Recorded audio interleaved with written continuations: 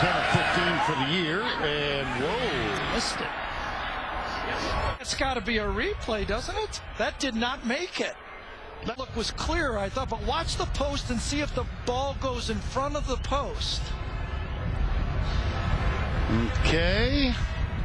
It did. That was not good. No. That was not good.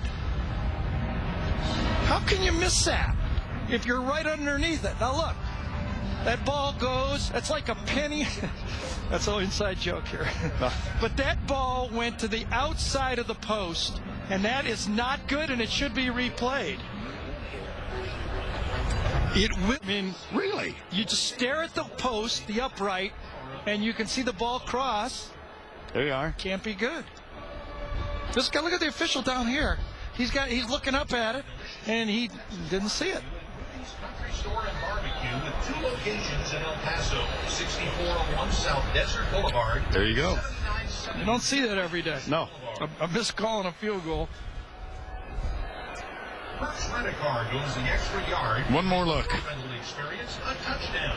Call the winning team at 1-800-654-3131.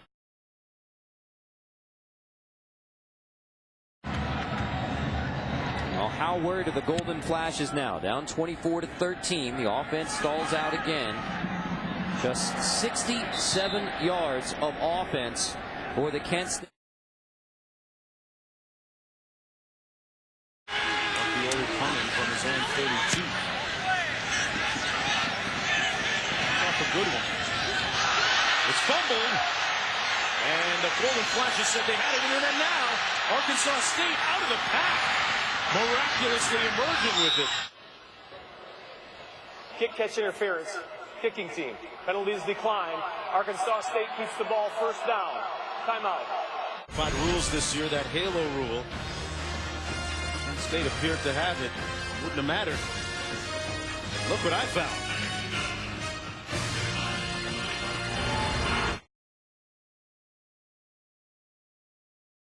They were plus 19 in turnover margin coming in. They have 1 interception tonight, and then 2 big hits on the quarterback on that series. And flag on the fair catch. And especially when they can score so quickly.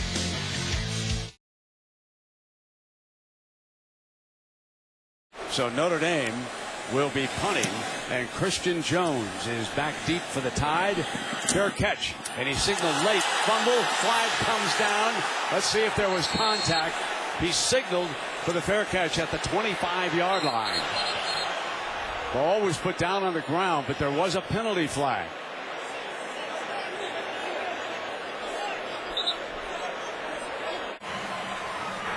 Interference with the opportunity to catch the kick. Kicking team number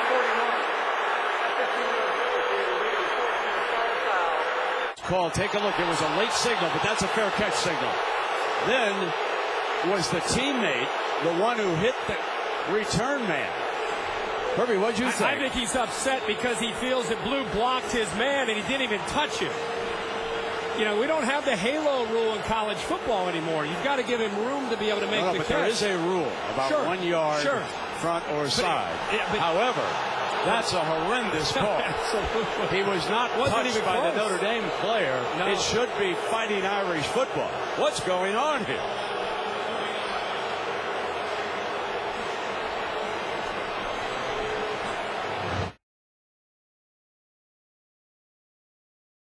Stadium getting set to go against West Virginia, or against Syracuse, I should say.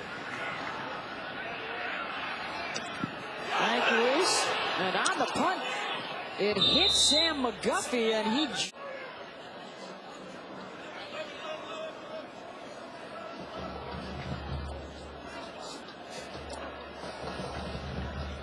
There's no foul for kick catch interference. First down, Rice. As a return man, you've got to talk to your guys blocking for you because they have no idea where you are. They're more concerned with their own guy. You have got to tell them, get away, get away, get away. So they run out of there, and you don't have situations like this. Rice had all is back deep. And the punting game continues here in the second half of this Rose Bowl. Late fair catch signal, and there is a penalty flag. There was contact as he was making the catch. I thought with the naked eye that it looked like the signal was a little late, but the officials. After the play, personal foul on the kicking team. 15-yard penalty. Running into the receiver. Automatic. First down. Shelton Johnson was downfield and covered. I think it was late here. That's probably what maybe caught Johnson by surprise. Oh, he tried to get out of the way. Yeah, he is. But he did make contact. But the thing that's interesting here, Brent, is talk about a game of.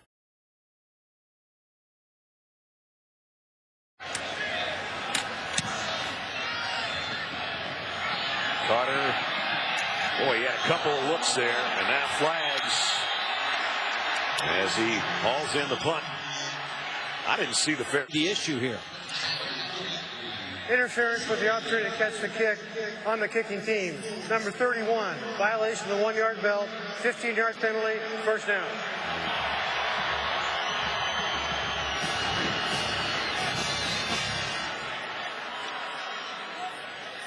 Well, that's close. Yeah, it is. And it's kind of a judgment call. I mean, it's a 1-yard belt.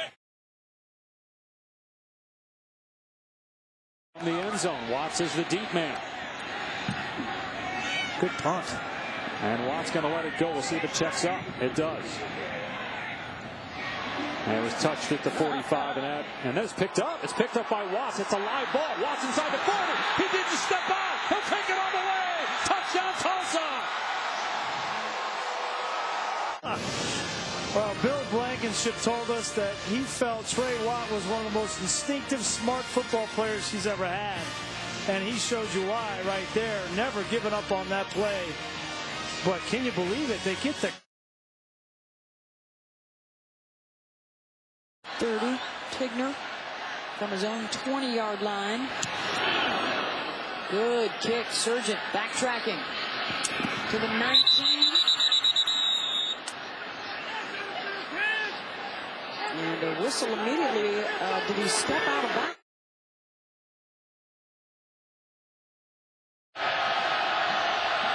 Wilson standing at the 45. Low snap. They got a piece of that. It's rolling around the 15. Kick back around the 20. That's a live football because Central Michigan touched it.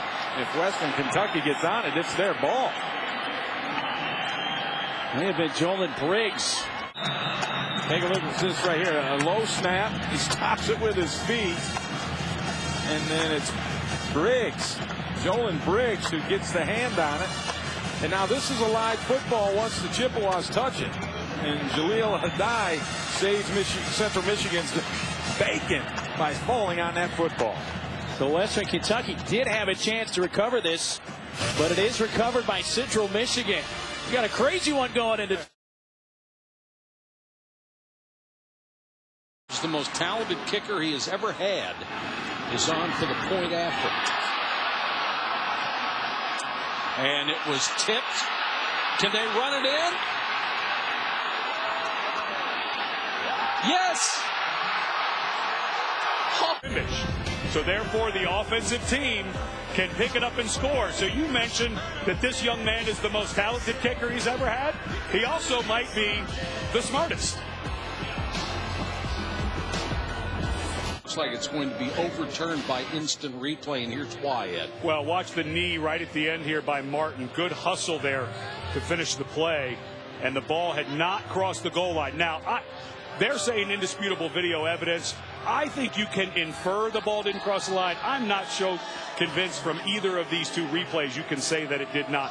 I don't think it did, but I'm not so sure that this should have been overturned. Well, I think you used the right word, infer.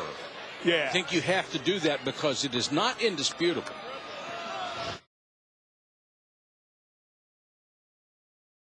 Mike Lennon and NC State are going to get it back with 3 timeouts, a minute left. Punt bobbled. Was it touched? I don't think so. Apparently not. No, Boy. no. The official was right there. Rashard Smith. Well, that's as close as you get. Shades of the San Francisco 49ers playoff game last year.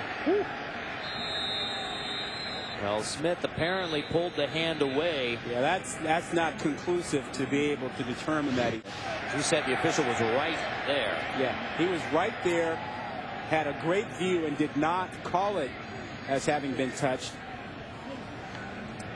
You know, what's tricky about that as a review, you'd usually look to see, was the ball deflected? Was there a change in the way the ball was traveling as it was touched? But the ball hits, the nose hits, and it's bounding away anyway. Yeah, I can't see anything conclusive there about him touching that ball. So I would think that this... As you look behind Sadler. Dawson backpedals, drop the ball inside the 5. Who's got it? Michigan State, I believe, at the 4-yard line. Man, to put his heels on the 10-yard line, but that ball just really kept driving, and Dawson never got a clean read on it. Michigan State with a ball, 1st and goal, as Williamson covers that drop ball by Dawson. Here's only one guy who touches the ball here.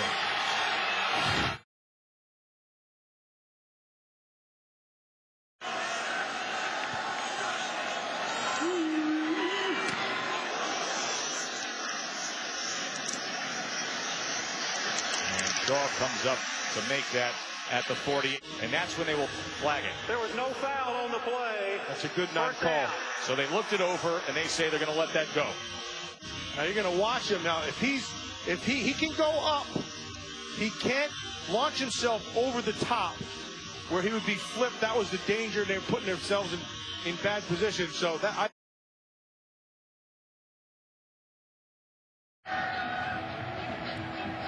So here's the onside kick.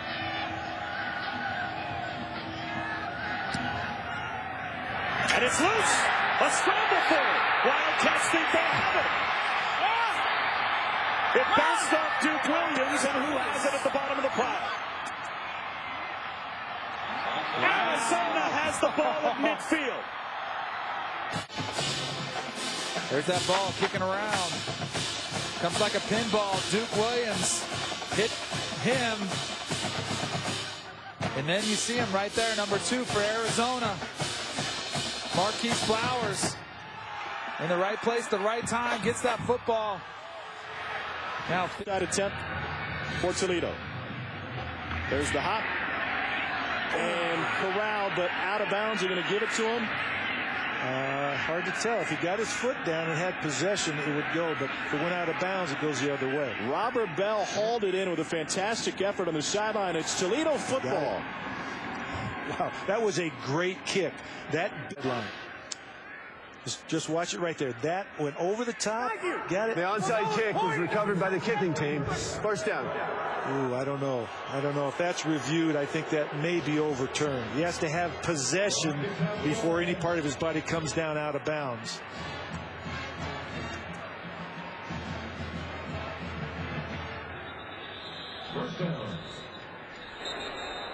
Right, the ruling on the field is under further review. Yeah. It looked as if his elbow out of bounds was the first thing to touch down once he had possession of the ball. He transfers it from one hand to the other, and if they gave him possession at that point, it looks like his legs or feet might be in right there. And if he controls that, that may be. They may have said that his toes were in bounds as he controls the ball. You see right there, his feet are in bounds. And it stays in that arm. I thought he traded it. He did not. So I could see them giving it to him. The official right there has a great view of it. And we got an onside kick here. And Northern Illinois pulled it off. They roll the dice again, and he's got some guts. That is outstanding. Weedle, the kicker, placed it perfectly, too.